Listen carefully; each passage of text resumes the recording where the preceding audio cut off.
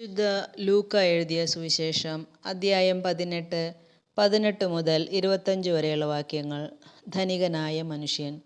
ഒരു അധികാരി അവനോട് ചോദിച്ചു, നല്ലവനായ ഗുരു, നിത്യജീവൻ അവകാശമാക്കാൻ ഞാൻ എന്തു ചെയ്യണം? യേശു പറഞ്ഞു, എന്തുകൊണ്ടാണ് നീ എന്നെ നല്ലവനെന്ന് വിളിക്കുന്നത്? ദൈവമല്ലാതെ നല്ലവനായി മറ്റാരുമില്ല. പ്രമാണങ്ങൾ നിനക്കറിയാമല്ലോ. വ്യഭിചാരം ചെയ്യരുത്, കൊല്ലരുത്, മോഷ്ടിക്കരുത്, കള്ളസാക്ഷ്യം നൽകരുത്, പിതാവിനെയും മാതാവിനെയും ബഹുമാനിക്കുക. അവൻ പറഞ്ഞു, ചെറുപ്പം മുതലേ ഇവയെല്ലാം ഞാൻ പാലിച്ചിട്ടുണ്ട്. അത് കേട്ട് യേശു പറഞ്ഞു, ഇനിയും നിനക്കൊരു കുറവുണ്ട്. നിനക്കുള്ളതെല്ലാം വിറ്റ് ദരിദ്രർക്ക് കൊടുക്കുക. അപ്പോൾ സ്വർഗത്തിൽ നിനക്ക് നിക്ഷേപമുണ്ടാകും. അനന്തരം വന്ന് എന്നെ അനുഗമിക്കുക.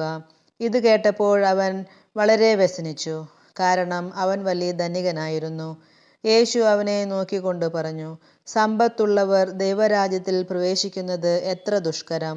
ധനികൻ ദൈവരാജ്യത്തിൽ പ്രവേശിക്കുന്നതിനേക്കാൾ എളുപ്പം ഒട്ടകം സൂചിക്കുഴയിലൂടെ കടന്നു പോകുന്നതാണ്. നമ്മുടെ കർത്താവായ മിശിഹായ്ക്ക് സ്തുതി.